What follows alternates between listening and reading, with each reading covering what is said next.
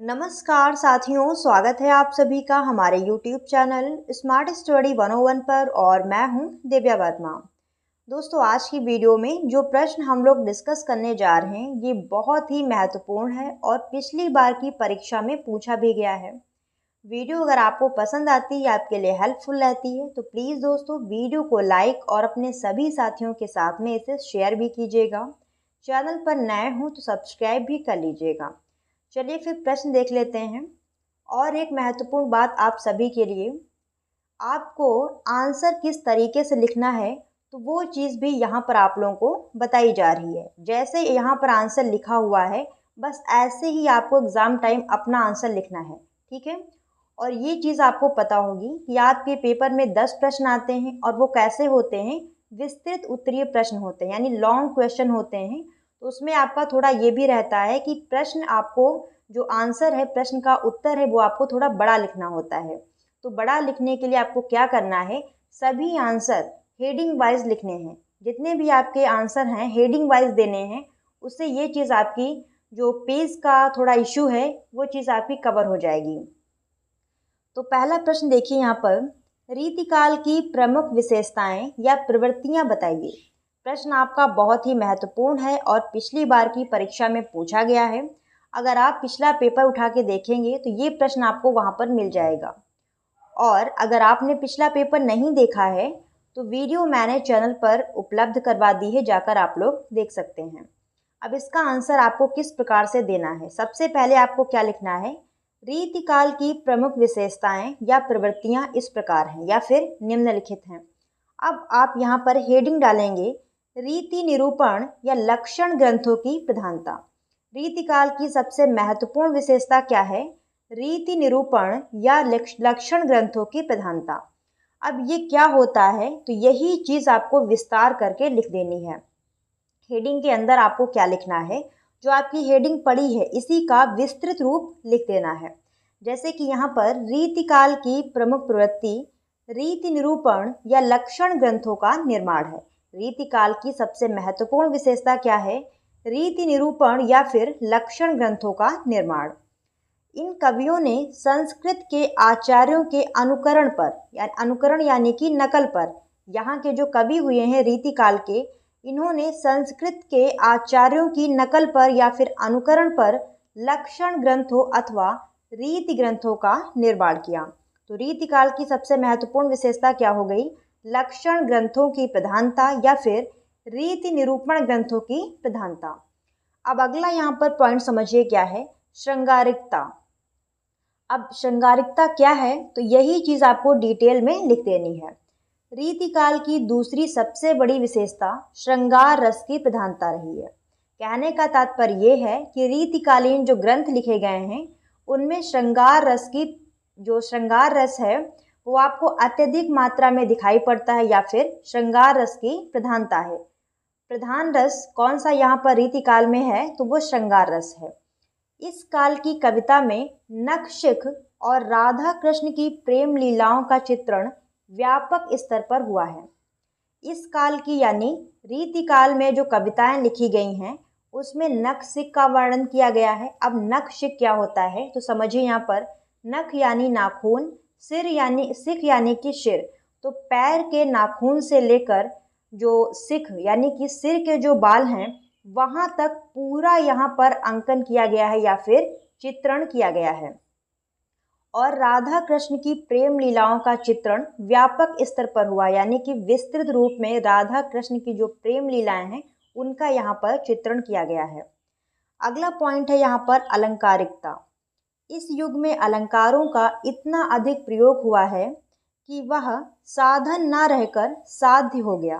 रीतिकाल में अलंकारों का भी भर भर कर प्रयोग हुआ है। तो वही चीज़ यहाँ पर दी हुई है कि अलंकार इस काल में आकर केवल साधन मात्र ही नहीं रह गए हैं, साध्य हो गए हैं, यानी एक प्रकार से लक्ष्य हो गए हैं। कलाकारों का अपनी कविता में अलंकारों का प्रयोग करना एक प्रकार से क्या हो गया है, साध्य या फिर लक्ष्य हो गया है।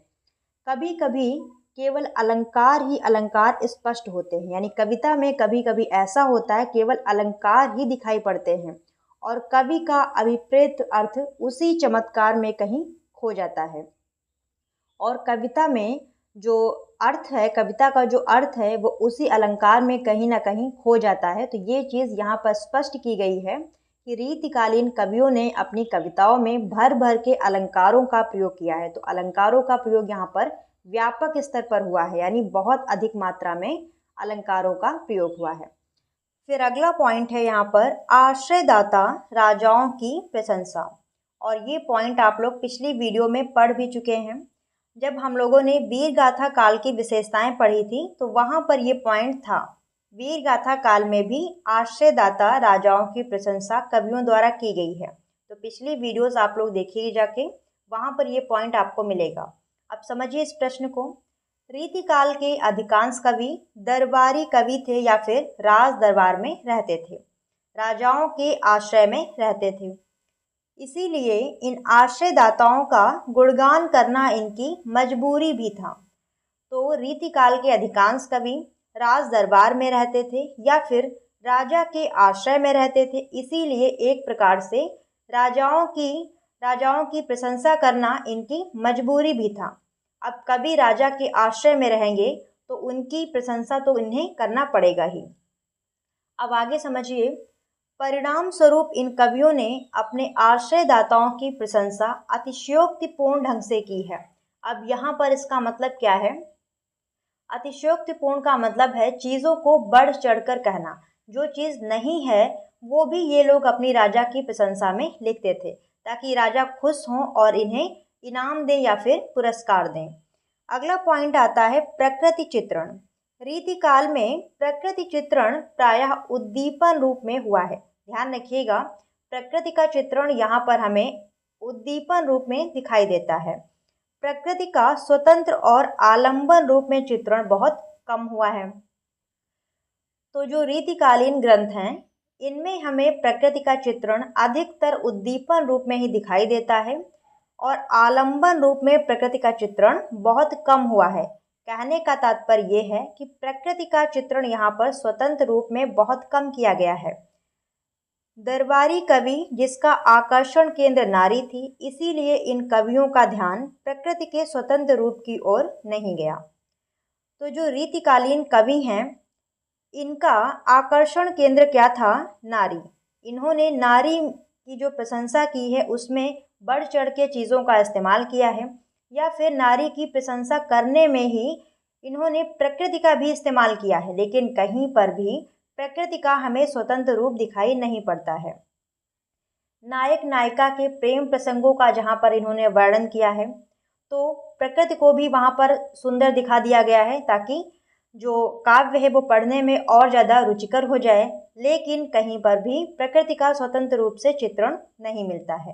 तो इस चीज़ को ध्यान रखिएगा कि प्रकृति का चित्रण जहाँ पर भी हुआ है अधिकतर उद्दीपन रूप में ही हुआ है या फिर स्वतंत्र रूप में नहीं किया गया है। अब अगला पॉइंट समझते हैं, ब्रज भाषा की प्रधानता। रीतिकाल ब्रज भाषा का स्वर्ण युग रहा है।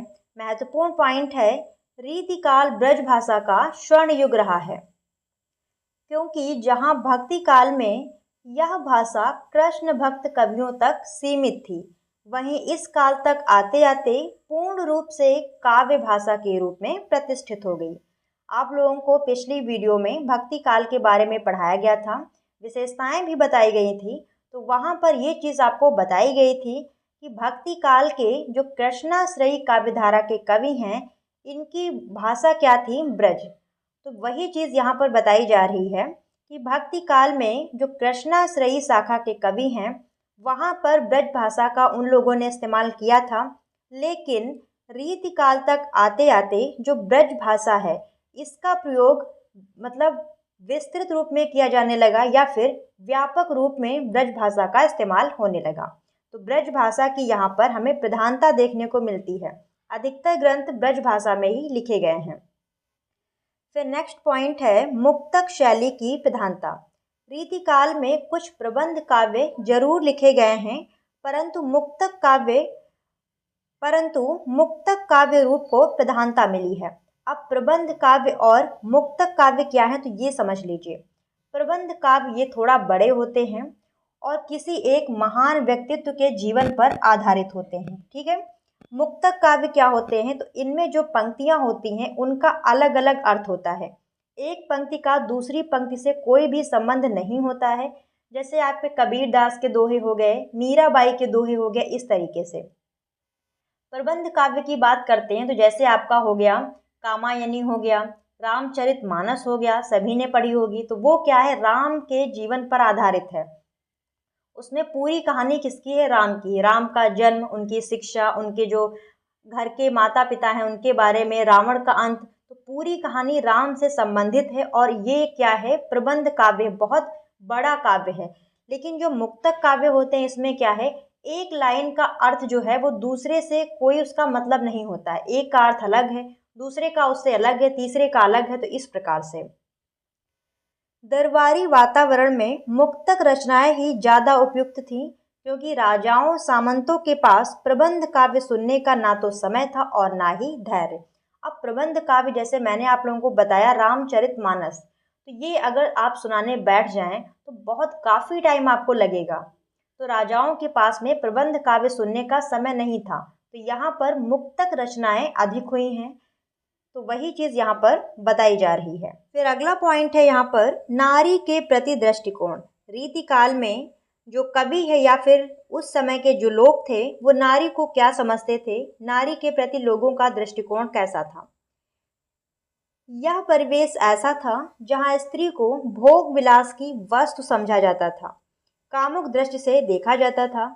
इसीलिए स्त्रियों के दूसरे महत्वपूर्ण पहलू छूट गए हैं और इन कवियों की दृष्टि एकांगी हो गई है। तो रीतिकाल में क्या है, नारी के सौंदर्य का वर्णन किया गया है, प्रेम प्रसंगों का वर्णन किया गया है, उसके अंगों प्रत्यंगों का वर्णन किया गया है।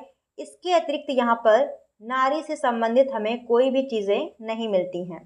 तो यहाँ पर कहने का मतलब केवल इतना है, नारी केवल भोग विलास की वस्तु मात्र रह गई, उसके बारे में और कोई चीज़ें हमें नहीं मिलती हैं।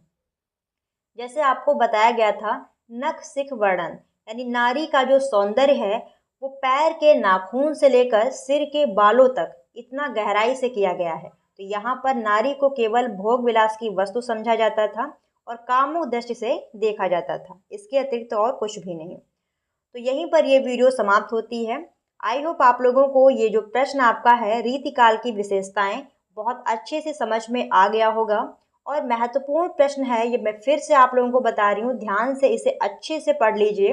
और कहीं पर आपको कोई भी पॉइंट ऐसा हो जो समझ में ना आया हो, किसी पॉइंट में कोई भी डाउट हो, तो आप हमसे टेलीग्राम चैनल पर डिस्कस कर सकते हैं।